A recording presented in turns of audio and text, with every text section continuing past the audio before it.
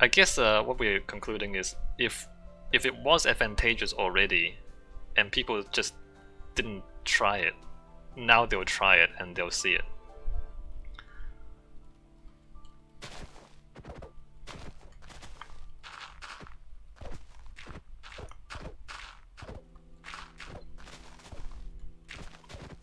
And things like buying stuff online. Like my parents, especially my mom, my mom is for some reason really against buying stuff online. I guess she just likes shopping. She enjoys the experience of shopping. So maybe people like her, like she'll just start buying stuff online once or twice and then realize, hey, it's actually really convenient. And then she won't go into shops as much. Fox says if a company has to invest in new tech too, they won't want to just give that up, assuming no notable decrease. Yeah, that's right, Fox.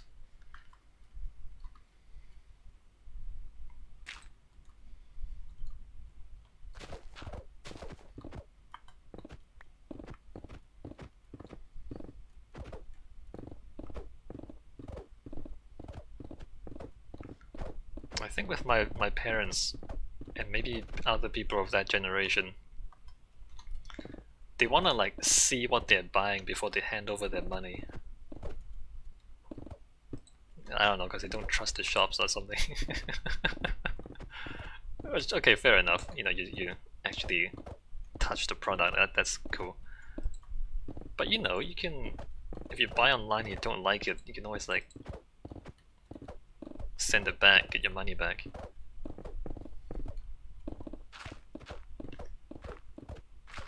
It's more of a, I guess, to me, I think it's more of a habit thing than an actual practical thing, right?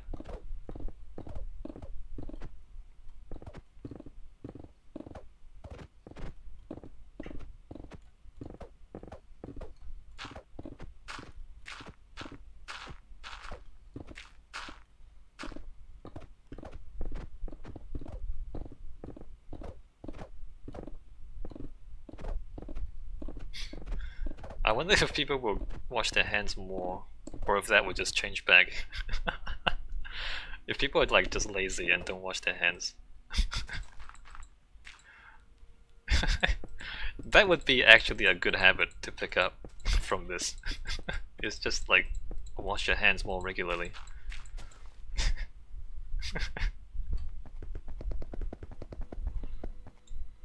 Fox says, I mean, there was a time where you could see the quality of what you purchased, but I don't see much point in that now.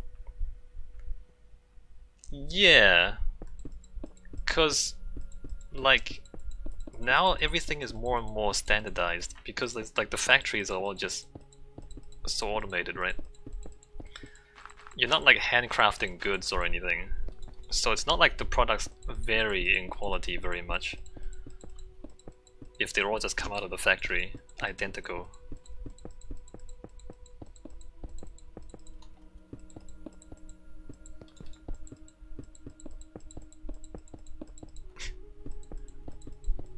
I have not been washing hands more often, although as I said earlier, I just play video games at home mostly, so I don't really have to.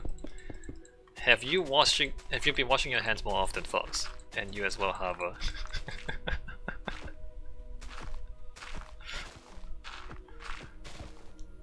It's gonna be the health police in the stream.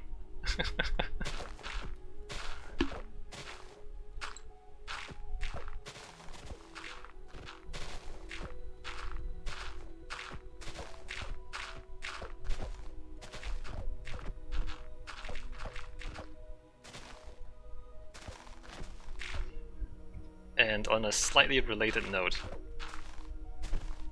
oh, Harvard says, I've always washed my hands every time I come back to my apartment. Man, you're a good person, Harvard. You're a better person than I am. I need to start doing that. Fox says watching less in protest. See, Fox is chaotic. Harvard is lawful. Fox is chaotic. Fox says, but no, there's been no real change for me. Well, maybe you should start, Fox. You should learn from Harvard. We should all learn from Harvard.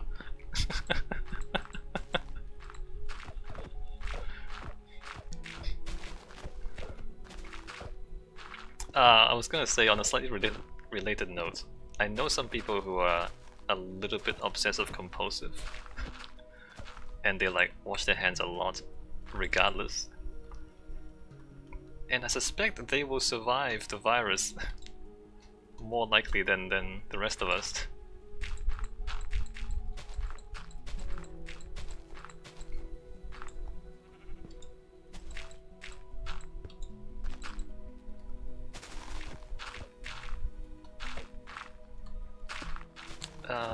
There's water back there. What should I do about this?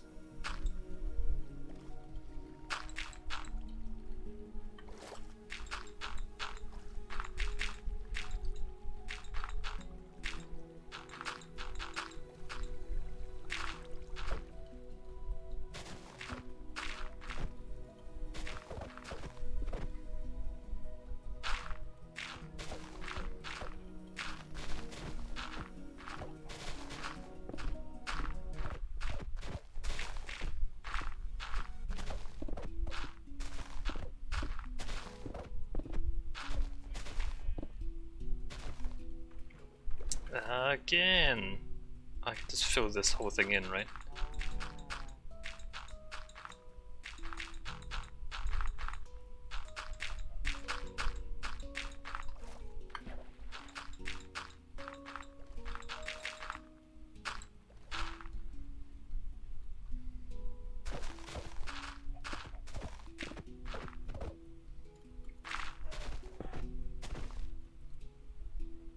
Did I just hear a chicken die?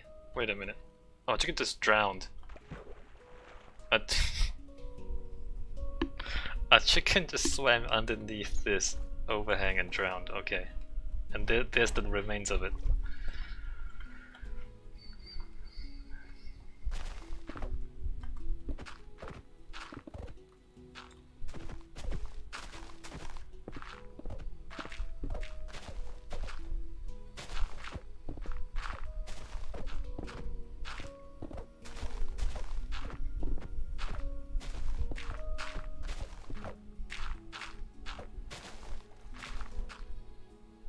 What is going on here?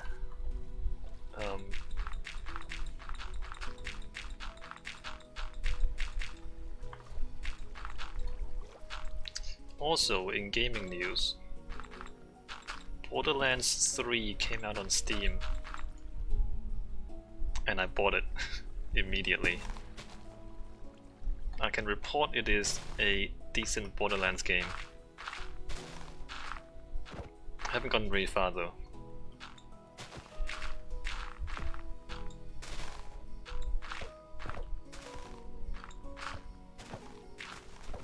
I wonder... Borderlands 3, they released on Epic Game Store for like 3 months. So they got like, I think it was like a 3-month exclusive, or was it 6 months? How long has it been?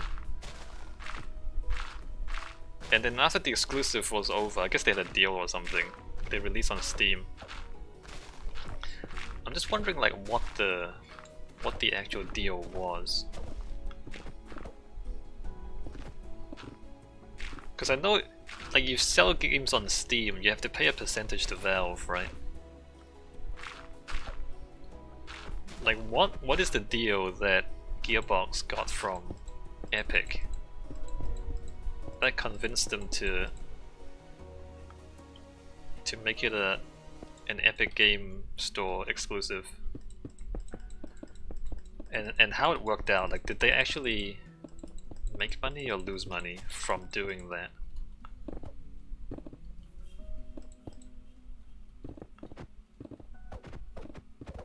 Like, if they make more money per sale on Epic,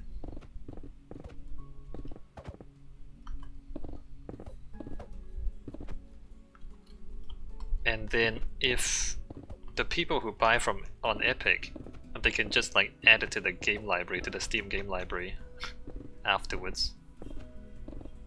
So you don't have to buy from Steam at all if you buy from on Epic.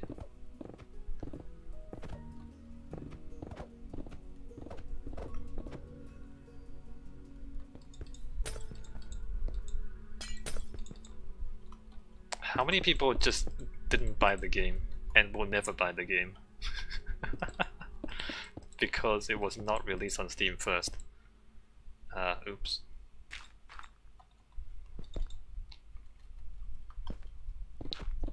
And when they released on Steam, they put it on special too, so I didn't pay full price for it.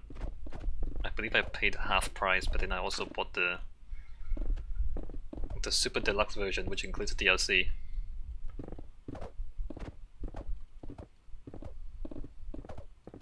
That's mostly why I bought it, because it was its half price. If it was full price on Steam, I think I would not have bought it. I would waited for a sale.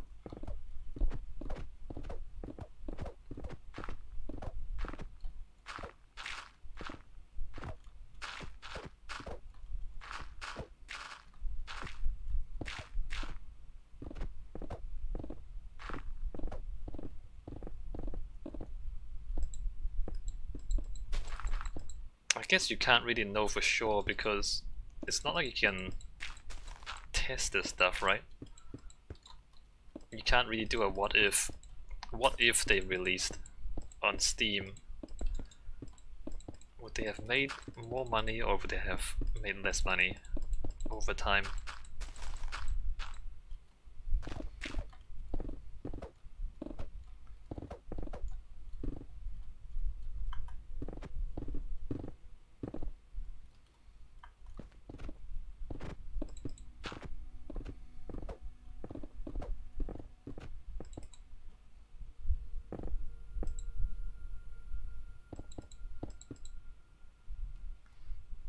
Not that one.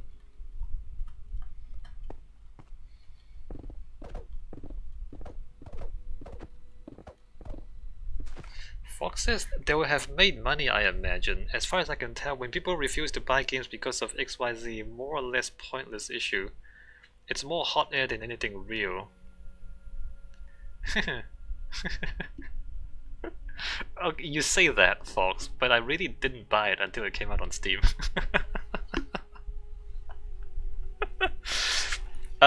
I mean, partly because I don't really want to buy games full price. I guess, no, to be honest, it's mostly because I don't want to buy games full price. And I really bought it on Steam because it was on sale. And even then I thought about it. Even half price I still thought about it before I bought it. If it was like a quarter price I would have bought it right away. So I guess if they released on Steam full price, I would still have waited for a sale before I bought it. So I guess you're right, Hat Fox, it doesn't actually make any difference getting that money from me.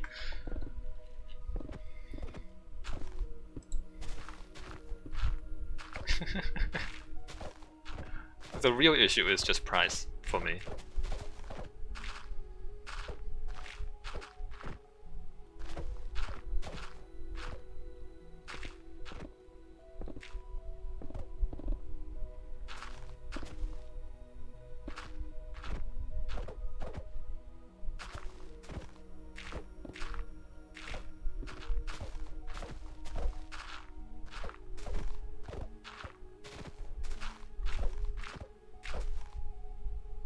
Although, having said that, if they put it on Epic Game Store and then put it on sale on Epic Game Store, I probably would have still not bought it. Especially since I knew it was coming out on Steam. Fox says sure, but it doesn't matter to them if they get your money the day, the week, the year, beyond numbers they can use for marketing. No, it does matter, Fox. Sometimes. Like you have to pay your salaries right now and you have to pay your loan interest right now. So if you take an extra year to pay back your loan, you have to pay a lot more interest. It actually does matter getting your money sooner rather than later. But I mean, it obviously Gearbox is not going out of business, so they're fine, right? It's not a problem for them.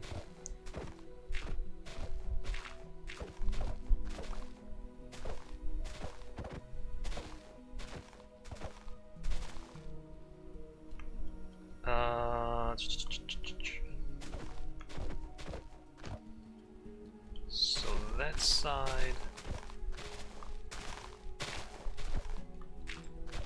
Like if you don't have money right now to pay your salaries, you have to start laying people off. and then if you like find money a year later, you can't necessarily hire the same people back because they've gone to different jobs. So if you're like tight on money, it does matter. If you're not tight on money, I guess it doesn't matter. If you can afford it. Fox says the company is big enough. Yeah, they kind of are. And the game IP is big enough that they can take that weight though, I think. Yeah. In this particular case, probably, yeah, Fox, you're right. Hey, Francois.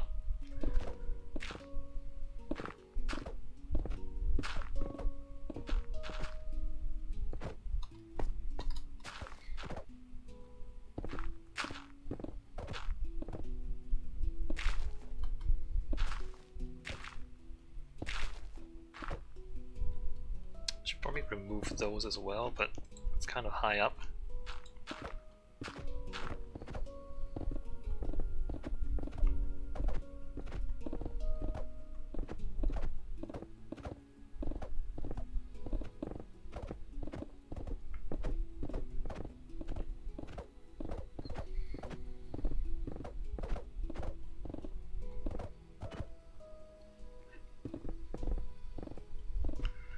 Harvard says, I don't remember leveling up a D3 toon at the start of season taking this long before, using the same method.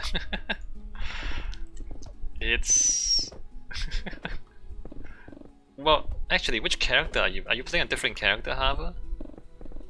I have found that some characters seem harder than others. If I remember right, the Necromancer feels the easiest at early levels.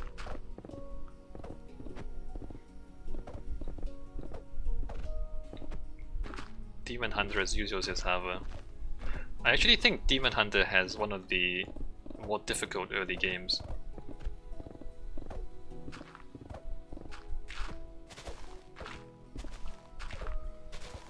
But there's a lot of luck involved too, because if you find a decent weapon early on, it's obviously a big difference.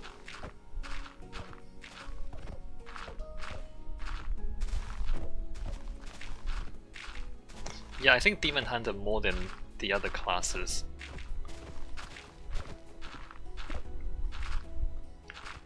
Fox says Demon Hunter always felt kind of a pain. Yeah. Yeah. Cause you're so squishy, you have to like dodge the enemies, and then if you don't find a decent weapon, then your attacks don't do any damage.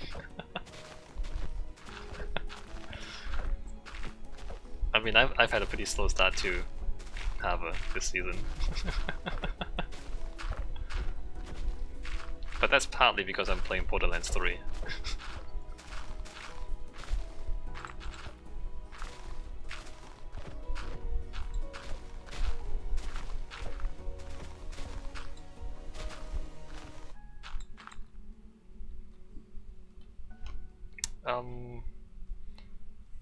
Alright, what's going on here? I guess I should lay this out. 1, 2, 3, 4, 5. That down. 1, 2, 3, 4, 5. Harvard says I still haven't played more than 20 minutes of Borderlands 1 or 2. I mean, if it's not your thing, then it's not your thing. Although, actually, it does get better. Yeah, no, those games, actually now that I think about it, at the start they are a bit of a pain. Like once you start getting half decent gear, it gets a lot better. So in terms of game design, it's not the best thing in the world because like you don't get hooked in at the very start as easily. Especially if you're not into shooters.